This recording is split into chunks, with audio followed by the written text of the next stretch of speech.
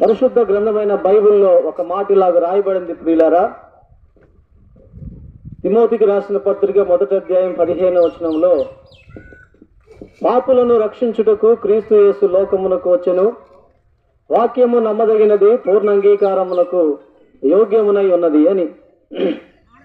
ప్రియులారా, యేసుక్రీస్తు ప్రభువారు ఎందుకు ఈ లోకానికి వచ్చాడు, ఎక్కడి నుండి వచ్చాడు అంటే, పరలోకము నుండి, ఆ దివ్య మహిమ నుండి, ఆ ఉన్నత సింహాసనం మీద నుండి దిగి భూలోకానికి వచ్చాడు. ఎందుకు వచ్చాడు అంటే పాపులను రక్షించటానికి.